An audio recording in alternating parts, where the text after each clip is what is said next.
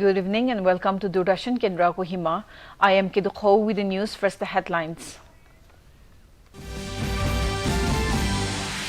President Draupadi Murmu says Indian armed forces have exemplified professionalism and patriotism in guiding the sovereignty of the nation. Prime Minister Narendra Modi says India's space sector is becoming an attractive destination for global investors.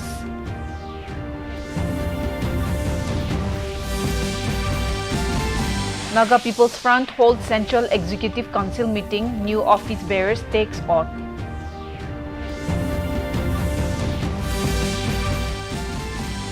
And MLA Juenga Sep urges the Rengma community to remain custodians and ambassadors of their heritage. Now the news in detail. President Draupadi Murmu today said that the Indian armed forces have exemplified professionalism and patriotism in guiding the sovereignty of the nation. Speaking at the Chanakya Defence Dialogue 2025 in New Delhi, the President said the armed forces have displayed remarkable adaptability and resolve during every security challenges. She added that the recent success of Operation Sindoor is a defining moment in the country's counter-terror in deterrence strategy. The President emphasized that the world not only took note of India's military capability but also its moral clarity to act firmly yet responsibly in the pursuit of peace. President Murmu also noted that beyond their operational role, the Indian Defence Force remain a pillar of national development. सेना तीनों ने स्वयं को अत्यंत प्रभावी रूप से अभिव्यक्त किया है और दुनिया में भारत की स्थिति मजबूत की है। उन्होंने भारतीय सेना द्वारा युवा शक्ति और मानव संसाधन में निवेश की सराहना की और कहा कि यह कदम सेना की भविष्य की तैयारियों को और मजबूत बनाएगा।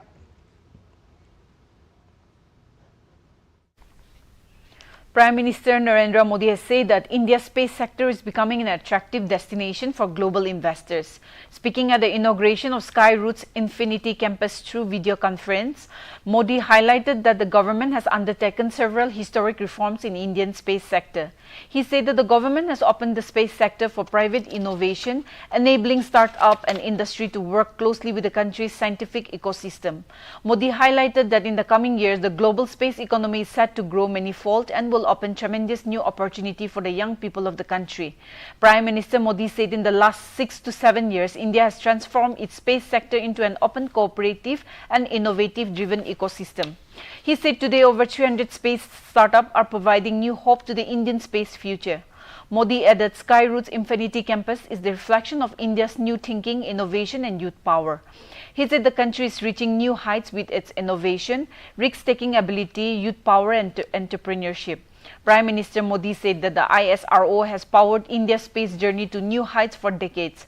He said through its credibility, capacity and value, India has crafted out a distinct identity in the global space landscape.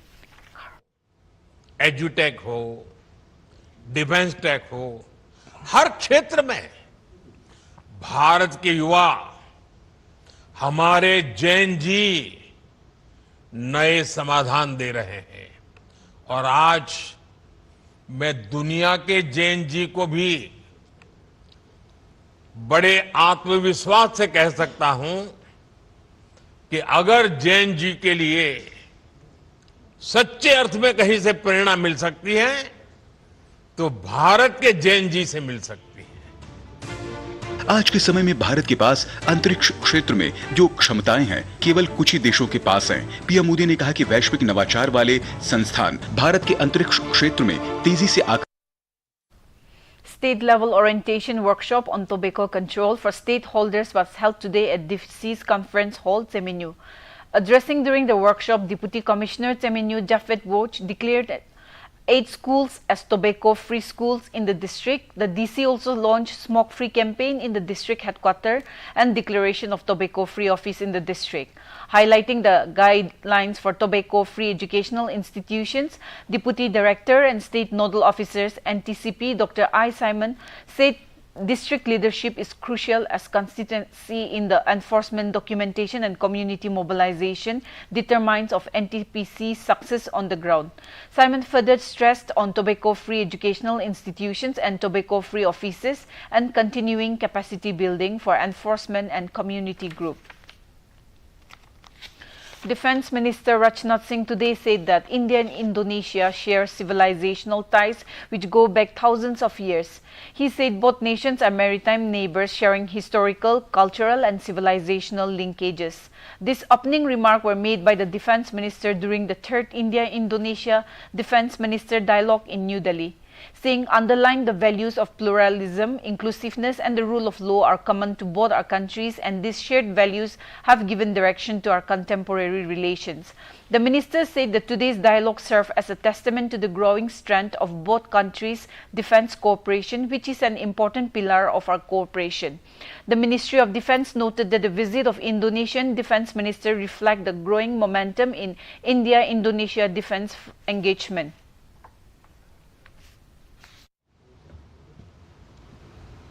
Indonesia के रक्षा मंत्री सजाफरी सजामसोद्दीन को रक्षा मंत्री राजनाथ सिंह की मौजूदगी में तीनों सेनाओं की ओर से गार्ड ऑफ ऑनर दिया गया।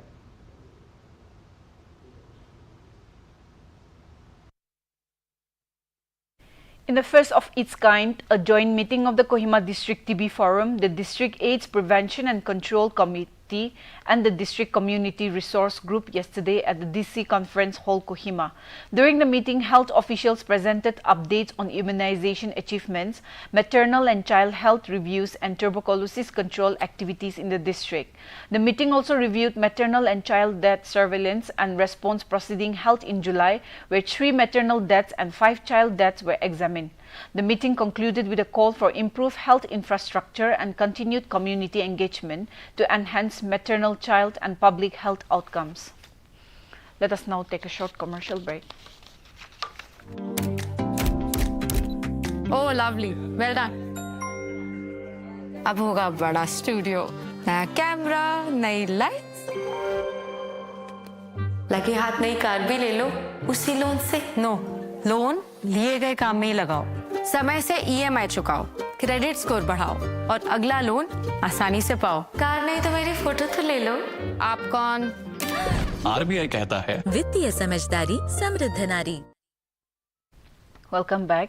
The Nagaland People's Front held its Central Executive Council meeting cum oath-taking ceremony for newly appointed division presidents of the Central Office Bearers, Central Executive Council, Frontals and Cell of the NPF Central Office Secretariat, Kohima.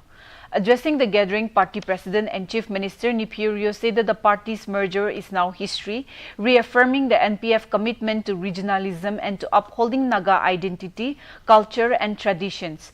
He stressed the importance of discipline, responsibility and performance among the newly elected members, urging them to stay connected with the people and work for public causes. He also called on party members to honor the pioneers and seniors of the party. NPF Party Working President Abu Metha, while delivering the welcome address, said the NPF must introspect, move with time and modernize while taking pride in its history and legacy. He also highlighted that the Hornbill Festival has grown over the years through strong leadership and partnerships, benefiting future generations. President Emeritus Chingwang Konyak administered the oath to the newly appointed division presidents of the Central Office Bearers, Central Executive Council, Frontals and Cells. I discussed with Achimemo. We will put up all the former presidents and also chief minister and deputy chief ministers. This is the oldest party, and whoever had benefited from this party and have become somebody, whether they're gone or still there or gone to other parties, we have to keep record those who have taken the benefit of this platform. Hereby pledge on this day, the 27th November 2025. The governor has debunked the video claiming that the Chief of the Army Staff, General Upendra Dwivedi, has suggested handing over Arunachal Pradesh to China to stop Beijing from supporting Pakistan. The digitally altered video also claimed that the that Chinese technology destroyed Rafale jets during India-Pakistan tensions. The fact-check unit of PIB informed that the several Pakistani propaganda accounts are circulating in AI-generated fake video to spread misinformation and undermine trust in the Indian Armed Forces. The unit has clarified that no such statements have been made by the Chief of Army Staff. It is said that citizens not to share or engage with the unverified content and to rely only on official and credible sources for accurate information. The Ringma Public Organization Chumukidima in Dimapur organized the Ngada Festival, which was celebrated with cultural favor at Agri Expo today. Chairman of DPDB Teminu District, Juang He Sep, highlighted Ngada as a celebration that embodies peace, happiness and joy, describing it as a post-harvest festival symbolizing reconciliation, reconnecting and renewal. He reminded the gathering that unity, honesty and mutual respect were values upheld by the forefathers. He urged the community to remain custodians of their culture and ambassadors of their heritage, noting that while festivals across communities may differ in form, they share the common purpose of preserving tradition and identity. Western Ringma Hoho President Jilo Kampt also conveyed greetings and underscored three themes of the festival: gratitude, renewal of bonds, and the pursuit of prosperity. He described Ngada as a time of thanksgiving, merrymaking, and strengthening family and community ties through forgiveness, support, and care. Kampt encouraged the gathering to draw from the blessing from the years ahead and contribute meaningfully to the progress of their communities. Other highlights of the celebration included cultural presentations, folk songs, dances, and traditional games.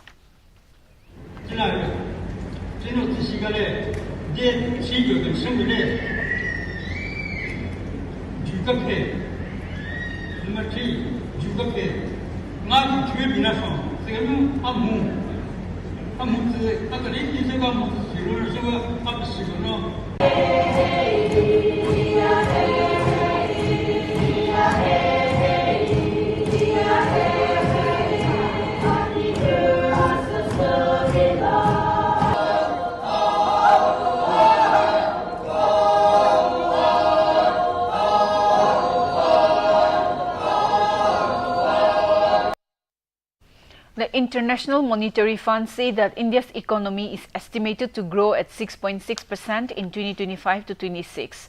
It noted that all goods and services tax reforms are likely to help cushion the country from the adverse impact of the 50% tariffs imposed by the US. Following the economic growth of 6.5% in fiscal year 2024 to 25, real GDP expanded by 7.8% in the first quarter of fiscal year 2025 to 26. The IMF said in a statement after its executive board completed its annual assessment for India. The International Monetary Fund said that looking ahead, India's ambition to become an advanced economy can be supported by advancing comprehensive structural reforms that enable higher potential growth. Let us look at the weather reports of the district headquarters of Nagaland. Kohima today recorded a maximum temperature of 23 degrees Celsius and a minimum temperature of 10 degrees Celsius, while Dimapur had a maximum temperature of 28 degrees Celsius and a minimum temperature of 14 degrees Celsius.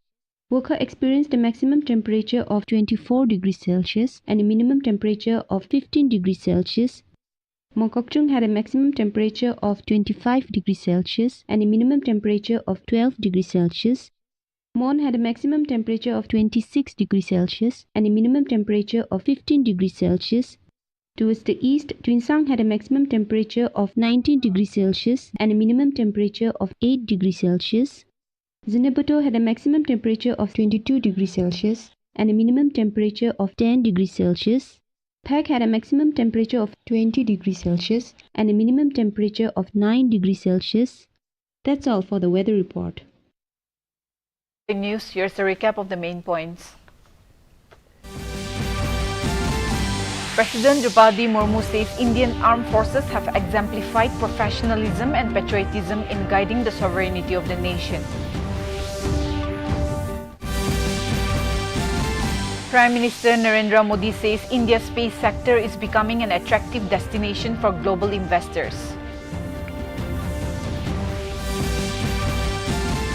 Naga People's Front holds Central Executive Council meeting. New office bearers take oath.